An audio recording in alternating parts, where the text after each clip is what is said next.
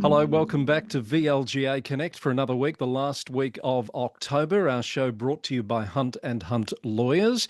Each week here we bring you news from across the local government sector in Victoria, and we have special guests discussing current issues of interest. Just the one guest today because you don't need anyone else when you've got Tony Raunic from Hunt and Hunt Lawyers. Today we're chatting with Tony about a proposal to introduce term limits for councillors, new Aged Care Act responsibilities for councillors that Tony's described as quite scary and just in time for Halloween. And as mayoral election season gets underway, is it a good idea to have position statements for mayors and deputy mayors? All of that and more in today's discussion. But as always, we start with the week's Connect News headlines. New planning reforms have been introduced to the Victorian Parliament, described by the government as the biggest reforms in decades. The aim is to cut red tape and speed up approvals, but concerns have been raised about a lack of consultation with councils, and the MAV has called for comprehensive scrutiny of the legislation. We'll talk more about those planning reforms next week here on VLGA Connect. A further delay in filling the missing seat at the Surf Coast Shire Council table. Another countback will be required after the successful candidate at this week's countback, Eric Minogue, did not return a declaration of qualification within the required 48 hours.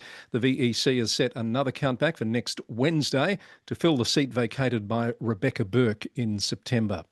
Benalla Rural City Councillor Nathan Tolliday has resigned effective immediately after accepting a position as an electorate officer, which disqualifies him from serving on the council. Mayor Councillor Bernie Hearn thanked Councillor Tolliday for his dedicated service as the youngest councillor in the city's history. The Victorian mayoral's election season is underway, with Moonee Valley City Council the first cab off the rank this week. They've elected Councillor Rose Iser to the position, succeeding Councillor Ava Adams. Councillor Phil Byrne was elected Deputy Mayor. Mornington Peninsula Shire has scrapped footpath trading fees for 12 months, giving local businesses a major boost. The amnesty period means all application fees for outdoor dining, seating and displays will be waived. Corangamite Shire is formally opposing a federal government proposal to lower default speed limits on regional roads. The plan would reduce speeds on sealed roads outside built-up areas to as low as 70 kilometres per hour. But Mayor Kate Macon says the real problem isn't speed, but the condition of deteriorating rural roads. Hepburn Shire has reappointed Bradley Thomas as Chief Executive for another 4 years. Mr Thomas has been leading that organisation since May 2021. Hobsons Bay Council has rejected a proposal to adopt formal role statements for its mayor and deputy mayor ahead of November elections. The motion failed 3-2 with the mayor abstaining. We'll talk about that a little later with Tony. Greater Dandenong Council has voted to scrap its fortnightly meetings and return to monthly schedule for the first time in 28 years. That change takes effect from the 13th of November. The City of Boroondara has installed Victoria's first pole-mounted EV chargers, delivering 100% renewable power to electric vehicles. TV legend Pete Smith is calling on Port Phillip City Council to relocate a heritage plaque honouring Graham Kennedy's childhood home in Balaclava. The plaque, installed in 2019, has been hidden behind real estate fencing and can't be seen by the public. Mayor Louise Crawford says the council has reached out to the property owner to move the plaque to a more visible location. And registration is now open for councils to participate in the 2026 Community Satisfaction Survey. Local Government Victoria has appointed Klein Research as the new supplier, following an extensive review and competitive tender process. If you want to keep up to date with all the news from across the sector, even beyond Victoria, check out the Local Government News Roundup podcast, which is sponsored by the VLGA and comes to you every Monday, Wednesday and Friday, wherever you get your podcasts. Well, this week we've got a lot to catch up on with Tony Raunic, our resident legal eagle from Hunt and Hunt Lawyers, our sponsors. Good to have you back, Tony. How's things? Really good, Chris. It's been a day this week at the new Eco Centre in St Kilda, in the city of Port Phillip, with councillors and senior staff, and that was fun, just doing some professional development training, but a really awesome new centre, only recently opened next to the St Kilda Botanic Gardens, so go and check it out. Oh, terrific. All right. And I know they're trying to get the Graham Kennedy plaque that apparently has become obscured at wherever it's placed in Port Phillip, unobscured. So that made the news this week thanks to some agitation from TV legend Pete Smith. Did you see that? No, I didn't, but of course, who could forget Graham Kennedy? What a Yes, legend of TV he absolutely. Yeah. was. Not Yeah, much, not much point having a commemorative plaque if the public can't see it, I suppose. very true. As I said, we've got a lot to talk about. One thing that I know has exercised your mind, this comes up from time to time, is the suggestion that there should be term limits on councillors in Victoria. A bit like the president of the US, you can't serve more than 2 terms. You've got to step aside and give someone else a chance. This has come Or up at can you, Mornington. Chris? Or can you? Apparently, someone's Well, yeah, wanting to that's run for a an third. open question apparently. But this has come up down at Mornington Peninsula Shire. Mm. They've actually resolved, Tony, to advocate for this to the MAV and beyond. And I think it was an interesting debate around the council table at the time. Yeah, yeah. Motion brought by Councillor Bruce Rankin, who's also was formerly a councillor at Nillumbik, so Yeah. experienced councillor. But I know um, someone else who's a former councillor and mayor at Nillumbik. Now that you mention that, let's pop this photo up, JLF. I was out there at Nillumbik this week and we saw with our very own eyes the Tony Raunic citation on the board of former mayors. It was Oh, lovely. 5 minutes of my 5 minutes of glory in the local government sector, but it's nice to be remembered. And I think, as I said to you, Chris, I'm glad that that honour board's in a safe place, not out in a public area, because it You think might it might have sort of been be defaced tagged by a now. bit. But anyway, I interrupted you. So Bruce Rankin brought the motion. He's a former Nillumbik Shire councillor.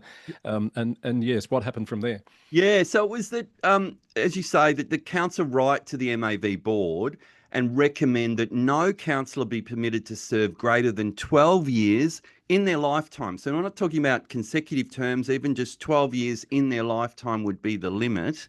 And Councillor Rankin really sort of compared councils to corporate bodies in his justification of this. He said, if I can quote, at the outset, it is worth remembering ourselves that a council is very much like a board. The ratepayers are in effect the shareholders. The shareholders or ratepayers, they provide the funding and they expect us to manage the organisation wisely. Councillors are the directors of the board. We are instructed with the governance, the strategy, the oversight and accountability. And just as shareholders in a company would expect regular renewal of the directors to safeguard the independence and ensure fresh ideas, so too should our community expect the same for us. At its heart, this motion is about good governance, renewal, and accountability. But as you say, it was a contested motion, passed 6-4, and one of those councillors opposed to the motion, David Gibb, who's a long-serving councillor, I think at least 20 years on Mornington Peninsula Shire Council, he felt that the motion was taking the democratic right away from electors to decide who they want to represent. But it was passed, Chris, and as you say, now goes to the MAV at a forthcoming general meeting for the MAV to determine if there's consensus support there. If there was, the MAV would be advocating to state government for a change in the legislation to put these term limits in. But Chris, I don't know what you think about this, but it certainly comes up from time to time, and there are, I think, defensible arguments on either side. Yeah. I think there are too. I've certainly seen examples of councillors that have been there for a long time and are still active participants and contributors. And then you see occasionally the others that have been around for a long time and they're just warming the seat and perhaps have got a bit jaded by the whole thing. But, that's the case with lots of stuff, isn't it? You get the good and the bad. Yeah, I think you're right. And I think we're perhaps, the argument for the time limits being, that we need that regular, fresh perspective and ensuring that there's, diverse representation. And we want to there's an incumbency advantage. And so bringing in a term limit removes some of that advantage of a long-term councillor who, knows how to campaign and who's perhaps their name's out there and they attract more support and funding. But I think typically also the criticism that's made and the rationale for introducing time limits is often that, there's this long-serving councillor who's problematic. Yeah. And so rather than, addressing the problem, as in, how we're going to deal with conduct, it's like, let's bring in a time limit. And I think that that's unfair. I think, firstly, there's a regular public ballot. So the public, it's not as if someone's elected and we forget about it. There's those regular ballots, and the people's choice, I think, should be able to be realised in terms of if the people want to re-elect someone because they obviously regard them as the best candidate of the candidates, and presumably that they've been a good and effective councillor, then I think that should be capable of occurring on multiple occasions. And one of the problems with bringing in term limits, I think it would move the balance of power away from the elected councillors more towards the CEO and executive, because it would reduce the opportunity for councillors to sort of build that gravitas with their experience and their their networks in the community. And you might have a long-serving CEO or very long-serving director or senior officer, as we do across the sector. And so I think that it would create a bit of a balance of power shift, bring in these term limits, Chris. And I'm not personally, I'm not in favour of it for councillors. I do wonder, maybe when it comes to a mayor, particularly a mayor that's directly elected in, like Greater Geelong or Melbourne, for example, that maybe a term limit is reasonable, because it is a very individual position, and that individual has a significant impact, or can, upon the whole culture and operations of the entity, rather than a councillor being, one of a group of people. And maybe term limits are meaningful there. And the other one that occurs to me, Chris, is audit and risk committees. Just from a probity perspective, it probably makes sense for there to be a regular, shuffling of the seats and other people coming in, just to make sure that there's, scrutiny given to different areas, if you like. Yeah. I don't think Greater Geelong's still directly elected, is it? I think you might be right about that too. As I said it, I thought, I don't think that's historical, right, Tony. Historical. It was at one point in time. And we don't have term limits on state or federal MPs, do we? No, we don't. We don't. And they more often you hear this debate in the US, where you have these Congress people who've served for 40 plus years and seem to be, well in their 90s, and, sometimes one wonders about their sort of capability to continue to hold down that role, and they seem to be getting re-elected by a constituency all the time. I wonder, the likelihood of this getting up's pretty slim, isn't it, Tony? This is more about optics down at Mornington Peninsula Shire, surely. I would think it wouldn't get up. And we should say, as you did say, Chris, at the start, there's been some, and continue to be, some really long-serving and effective councillors across the sector. And David Clark comes to mind, because David Clark was a councillor at Pyrenees for at least 20 years. And right in his last term was the president of the MAV, and very effective advocate, etc. So it certainly wasn't the case that that he was, running out of steam or being ineffective. And he's just one example. There are many other very long-serving councillors across the sector as we speak. There are two at Greater Dandenong, I think, Jim Ametti and Yuhorn Chia, who've both been there for long periods. The viewers will, I hope, maybe the viewers can tell us if I'm right, Chris, but I think Gwenda Allgood is the longest serving. Ararat? Yes, yes. And she's no longer a councillor, but she was for over 40 years a councillor, I believe. Yeah, I do remember talking about that here on VLGA Connect at one point. Yeah, I think that is the record. All right, so it'll be interesting to see that conversation when it comes at, I assume, to MAV State Council, if nothing else, and see where it goes from there. But I don't have Yeah. Viewers, great send us your comments expectations. when we Yeah. post on LinkedIn. I'd love to hear what you think. Yeah. Yeah, we should do a poll. Let us know. Do you Yeah. agree that there should be term limits on councillors or not in Victoria? Now, you've got a scary Halloween story for us, Tony. Spooky, spooky stuff.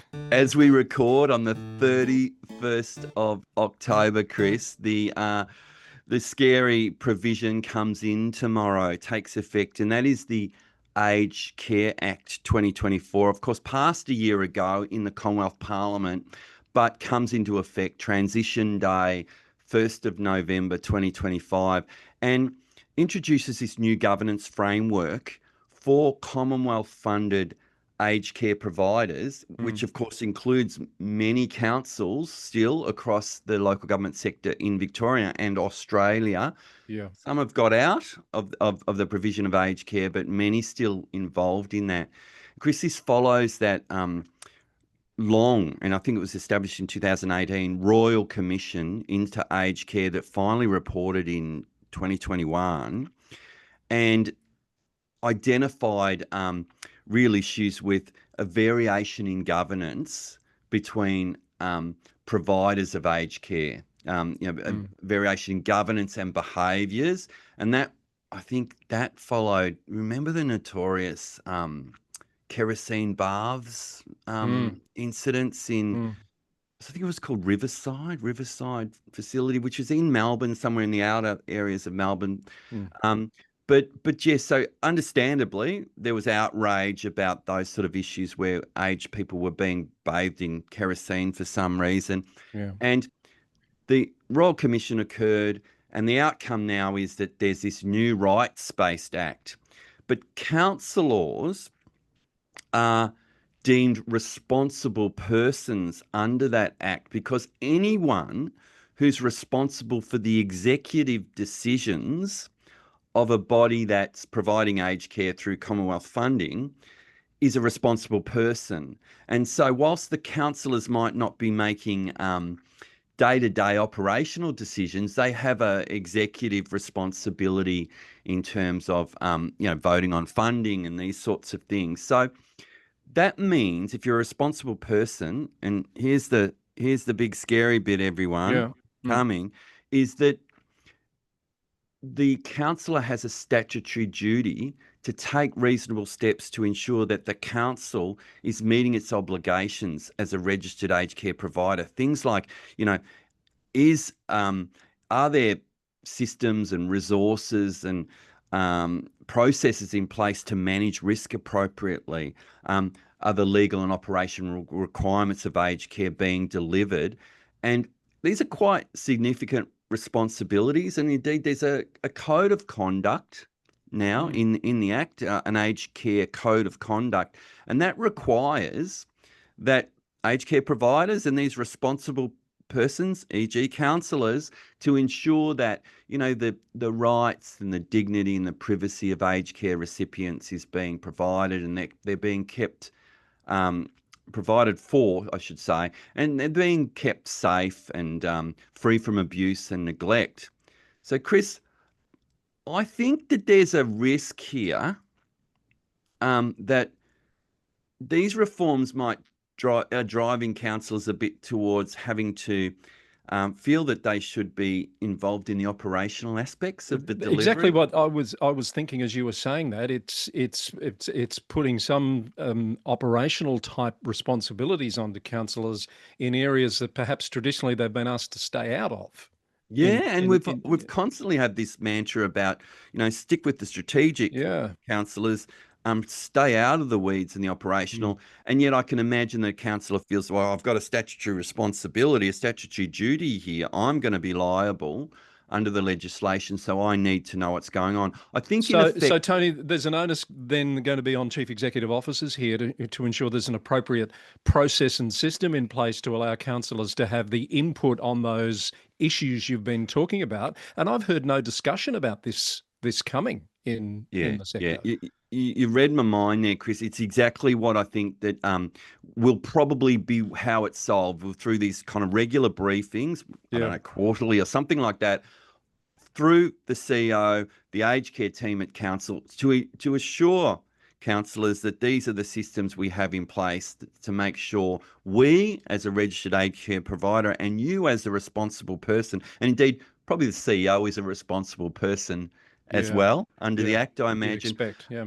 um, are meeting these obligations. Um, but yes, Chris, to the second part of your question, I think that um, that the sector's really only just learning about this and grappling with this. And to be fair, even though the reforms were passed in the Parliament a whole year ago, I think that the relevant Department of Health and Aged Care, and I've forgotten the full title, Mm. is still, only this week, in contact with councils across Victoria, engaging with how do you actually meet these requirements, and so I think councillors should expect to get a briefing on this if Mm. they haven't already over the next, I would suggest prior to Christmas, but there will be a lot of sector engagement around how do we meet these standards. Yeah. I should also add, Chris, there's another element to this that is quite meaningful, and that is around the responsible persons having to meet police check requirements. So there's these suitability criteria that, on first read to me, they seem even perhaps more onerous than applies in some other areas. Absolutely. There are absolute requirements. So remember, like, there's a qualification for running for councillor where Mm. you can't be an undischarged bankrupt or something. Well, these requirements, suitability criteria under the Act for responsible persons, including councillors, CEOs, etc., are that they have no history at all of an indictable offence, no history of ever having a banning order. So if they've worked in the aged care sector and been a director of an entity that was banned, that might be a problem. And issues around corporate disqualification, having been on the governing body of a company and facing that would mean they could not be a responsible person. And there's an obligation to disclose within 14 days changes to status. They have to undertake a police check. But if you're one of those counsellors who was at one time in your life after the age of 16, you were in fact a non-citizen of Australia, so you've Right. emigrated to Australia, you're a Mm. permanent resident of another country, then there's another higher threshold you have to meet. Mm. You have to provide a stat dec that you've never been convicted of an offence involving the death of a person, never been convicted of any sex-related offence, including sexual assault, and never been convicted of an offence involving dishonesty that led to imprisonment for at least 1 year. Now, that's a different set of standards to the Section 34 qualification standards under the 2020 Local Government Act, Right. qualification to be a councillor, and it is more onerous. It is a higher threshold, if you like, for those formerly foreign councillors to meet. So I think there's a lot to play out here in terms of how the sector responds to this and what are the processes that we have internally at councils to Mm. make sure we're complying. And then what happens if Councillor Tony has somehow can't meet this qualification standard, but it meets the standard to be a councillor? Can we quarantine Tony away from this being a responsible person? Can, if there are 9 councillors, the 8 of them are dealing with aged Yeah. care and Tony leaves the room, a bit like when he's got a conflict of interest. Is that possible? Is it? Well, well, You'd think not, I, wouldn't you? well, I think this would require some real rejigging of the way council operates to make Yeah. sure that councillor was Yeah. completely, had no responsibility for that relevant area. I don't know how that might occur, and maybe there'll be some sort of guidelines released. Yeah. I think the legislators were thinking more broadly when they brought these provisions in. They were thinking about directors of private enterprises delivering aged care, And then weren't they've made necessarily thinking about councillors. Yeah. councils. Mm. So, a couple of questions, Tony. So, does this mean that all councillors at a council that's involved in aged care have to undertake a specific police check for this purpose? Yeah, yeah. That is my understanding. Mm, Um, and my question mark, or my caveat to that would be, well, what happens if a councillor just says, I'm not prepared to do that? mm, Is there any ability to remove them from mm. responsibility here? And I don't have the answer to that Yeah, before me. And I think that's the sort of question that councils will be asking, or maybe some of the representative bodies like the MAV, or local government Victoria might be asking, um, of the Commonwealth Department. yeah. As I say, I've not heard any discussion about this, and these provisions are in effect effectively this weekend. Another Mm, thing that occurs to me, Tony, while you talk about this perhaps encouraging councillors to get more into operational issues than they ordinarily would, might this also see councillors at councils that are still involved in aged care start to feel like, well, here's another reason why we need to get out of this space? yeah, yeah. I think there is genuinely that risk, Mm, Chris, and it's seen as like just a level of compliance that is over the top for potentially for those councils, and they might mm, revisit decisions on this, and that's why I'm really hoping that there is some real practical measures brought in to allow councils to more easily accommodate these well-meaning reforms. Clearly, we don't want rogue operators in the sector, and we don't want, people on the executive of these aged care providers who have a history of delivering poor aged care. mm. But that typically wouldn't be the case at a council, and even if you had a councillor who had some background in that space that was problematic, um, their individual impact on the delivery of those services at council, one would think, would be minimal. Yeah. All right. Might make another call to the audience. Any CEOs, directors who are watching or listening at councils that are still involved in aged care, can you let us know? Are you aware of these provisions? How prepared are you and your councillors for their introduction, or is this coming as a complete surprise to people? I'd love to get some feedback on that. Mm. Okay, a couple of other things, Tony. We're talking about reasons why councillors might no longer be qualified to hold the office. We've seen a real example of that this week up at Benalla, where that rural city's youngest ever councillor, Nathan Tolliday, has had to resign this week because he's picked up a role as an electorate officer at the office of Annabelle Cleland, the MP.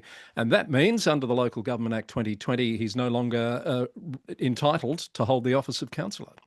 Yeah, that's correct, and that's a long-standing provision in the Act. I imagine Nathan was aware of this when he took the job on, Mm. but hopefully he was informed about and it didn't come as a surprise to him. But that notion that um, other levels of the two levels of government should be separate. Yeah. Should we one and we've had because we have over those of us with long memories know of councillors who have also got elected to the parliament and wanted to stay and sit as councillors. I remember some examples of that, and Yeah. these provisions were brought in really to have that clear separation. And I think it's appropriate that one isn't working for a parliamentarian, or indeed, has some, I think it's called an office of the crown, Yeah. and Yeah. working for a council. Mm. And of course, that can vary from state to state. Some famous examples in New South Wales in recent times of Mm, councillors getting elected to Parliament and maintaining their councillor role for a this is period of true. time. I think that's being resolved. One other thing, Tony, I might get your quick thoughts on. I've seen a bit of media this week about a debate at Hobsons Bay City Council, which, by the way, has appointed its new Mm, CEO, Fu Nguyen, coming in from January. The suggestion was, or the proposal was, that they adopt a statement for the mayor and deputy mayor role. And some of the media suggested this would be a first. It's not. I can recall 25 years ago at Greater Shepparton, the mayor had a position description. It was fairly unique then, and it was treated as an appropriate thing to do to outline the requirements of the role as the council considered who's best to perform the role. Not the case at Hobsons Bay. They've voted it down. Um, yeah, yeah. I'm they a say it's bit not of a fan of necessary. position Yeah. descriptions. And as an employer, you often, and I can imagine at a council, you have someone who says, I aspire to a particular position. Whether it's in private industry, it's I aspire to this, to be promoted to this role. But a council, I aspire to be the mayor or the deputy mayor. Well, here's the position description. This is what is involved. There's a level of sort of expectation here. And I think that also helps not just the potential candidates consider whether they're ready for the role, Mm. and indeed prepare for the role, but it helps councillors generally in selecting someone, Yeah, as mayor. that's the argument that's been put forward. The counter argument is that there's now more words in the Local Government Act to describe the expectations and the role of the mayor. How do you respond to that argument? Does it really need to be fleshed out any further than that? Oh, well, I think there's limited language in the Local Government Act. There's things like the mayor's the principal spokesperson of the council. The mayor helps set the agenda for council meetings with the CEO, can remove a councillor from a council meeting and appoint people to delegated committees. I think that's about it, Oh, and really. there's some newer ones around, responsibility to help councillors perform their duties in accordance with code of conduct. Those sorts of things, I think, That are fairly recently added as well. Yeah, yeah. That's right. But I think there's just in fleshing out the dot points we've just explained, and how that might be practically realised in our particular council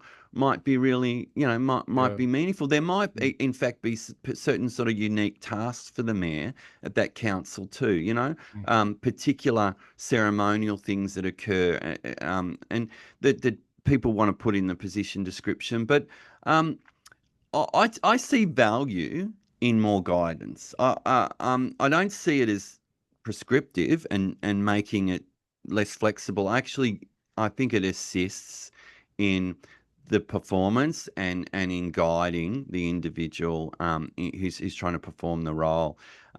So I actually think it's a good idea, and And maybe. in light of the Whittlesea Committee of Inquiry report, this was an argument that was put forward that commission rather found that the mayor had not adequately performed his responsibilities, and I think the suggestion was, a clear mayoral statement would provide some more parameters around that and make it clearer. Yeah, yeah, and I don't know the motivations or perhaps the exact context at Mm. Hobsons Bay, and I can imagine this could come up as a political. Let's come up with this to criticise an existing mayor or somehow, Yeah. limit someone, one Mm. of the councillors, in performing the role. But more broadly, I just do see some value in this, and essentially that, for example, very soon the VLGA will be conducting on a Friday in a matter of weeks mayoral training. And that's Mm. really a day about, well, often it is about what's your position description and how do you meet that? How do you deliver that? And Mm. so the more conversations we're having about this, the more information that's out there, I think, for mayors and candidates for mayor, I Yeah. think we have a better sector. All right, we've covered a bit of ground there this week. Good to have you back, Tony. Who knows what we'll be talking about in the very near future. Happy Halloween. Are you doing anything for a spooky Halloween weekend or Melbourne Cup? I'm at Bendigo on Melbourne Cup Day with a bunch of other people from the VLGA, uh, delivering some professional development training to Right. Greater Bendigo councillors. It's we're not a big Halloween household, but I'll be off to Hepburn this evening, Hepburn Springs, and I'll be out there in beautiful Hepburn Shire this weekend. Yeah. Lovely. And shout out to Bradley Thomas, who's been reappointed as the CEO there at Yes. Hepburn Shire Council this week. And mayoral season's underway too. We've had the first election. I reported on the news earlier in the show. Rose Iser, the new mayor of Moonee Valley, and that starts off what's going to be a few weeks of mayoral election results, which we'll be watching with great interest. We will, and I'm sure you'll be calling it out on local government news, Chris, Will telling us do. all. That's the place to keep up to date on the local government news roundup. Thank you, Tony. Thanks to the team at Hunt and Hunt Lawyers for your ongoing support for VLGA Connect. We'll talk to you again soon. See you, Chris. See you, viewers. And that's all we have for you this week on VLGA Connect. Just before we go, a reminder to councillors who might not yet have completed their councillor census. If you're watching or listening to this before the end of the last day of October, which is the day we record, you still have time to get your census in. It's the second time the VLGA has conducted the census, and it's an important tool to gather information about the things that help or hinder your effectiveness in being a local community representative. Check that out, the councillor census for the second time this year from the VLGA. That's all we have for you this week. Thanks for your company. Thanks to Hunt and Hunt Lawyers for their support for the program. We'll be back with more VLGA Connect next week. Bye for now.